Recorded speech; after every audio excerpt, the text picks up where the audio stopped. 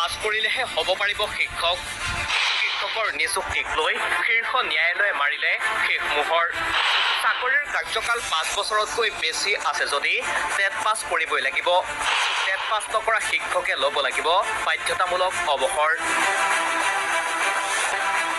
শিক্ষকৰ যোগ্যতা পৰীক্ষা ইংৰাজীত চমুকৈ টেট। দেশৰ চৰকাৰী শিক্ষানুষ্ঠানত বিশেষকৈ প্ৰাথমিক পৰ্যায়ৰ পৰা উচ্চ মাধ্যমিকলৈকে শিক্ষকৰ যোগ্যতা অৰ্জন কৰিবলৈ টেট পাছ কৰিব লাগিব। 2011 চনত UPA চৰকাৰে প্ৰৱৰ্তন কৰিছিল এই ব্যৱস্থা।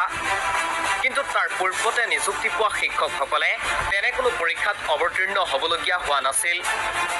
UPA চৰকাৰে শিক্ষণ পদ্ধতিৰ গুণগত মানদণ্ড উন্নত কৰাৰ বাবেই এই ব্যৱস্থা আনিছিল বুলি উল্লেখ কৰিছিল। কিন্তু এই ব্যৱস্থাৰ বিৰুদ্ধে দেশৰ কিছু কিছু ঠাইত অসন্তুষ্টিৰ সৃষ্টি হৈছিল। এইসমূহৰ ভিতৰত মহাৰাষ্ট্ৰ আৰু তামিলনাডুৰ একাংশ ব্যক্তি আৰু সংগঠন ন্যায়ালয়ৰ দ্বাৰস্থ হৈছিল। উচ্চতম ন্যায়ালয়ত অঞ্জুমান ইজহাদ-ই-তামিল ট্ৰাষ্টে আবেদন দাখিল কৰি কৈছিল যে শিক্ষাৰ অধিকাৰ আইন 2N ধাৰাত উল্লেখ কৰাৰ দৰে নিয়মবোৰ সকলো বিদ্যালয়ে মানি চলিব লাগে।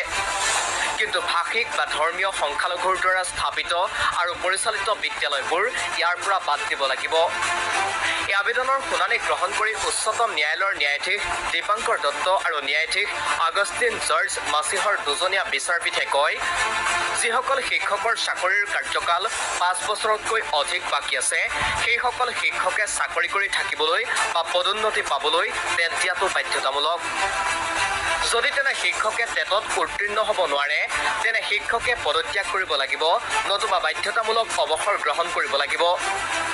অৱশ্যে যিসকল শিক্ষকৰ কাৰ্যকাল 5 বছৰতকৈ কম আছে, তেওঁলোকে টেট পৰীক্ষাত অৱতীৰ্ণ নহ'লেও হ'ব। আনহাতে সংখ্যালঘুৰ শিক্ষানুষ্ঠানৰ প্ৰতি এই নিয়ম প্ৰযোজ্য হ'ব নে নাই তাৰ সিদ্ধান্ত উচ্চ বিচাৰপীঠে গ্ৰহণ কৰিব।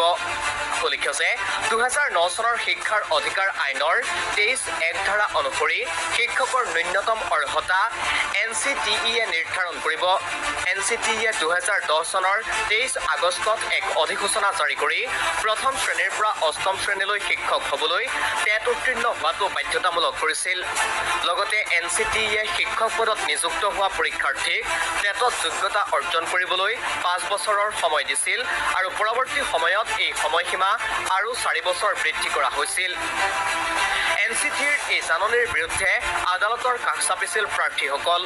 মাদ্ৰাজ উচ্চ ন্যায়ালয়ে 2025 চনৰ জুন মাহত এই সংক্ৰান্তীয় এটা গোচৰৰ শুনানি গ্ৰহণ কৰি কৈছিল যে 2011 চনৰ 29 জুলাই পূৰ্বে নিযুক্তি পোৱা শিক্ষকসকলে সেৱাত থাকিবলৈ টেট উত্তীৰ্ণ হোৱাটো বাধ্যতামূলক নহয়, কিন্তু পদোন্নতিৰ বাবে টেট উত্তীৰ্ণ হোৱাটো বাধ্যতামূলক। কিন্তু এই সিদ্ধান্ত সন্দৰ্ভত উচ্চতম ন্যায়ালয়ে এতিয়া সেৱাত বাহাল থকা আৰু পদোন্নতি দুয়োটাৰে বাবে টেটত যোগ্যতা অৰ্জন কৰাটো বাধ্যতামূলক কৰিছে।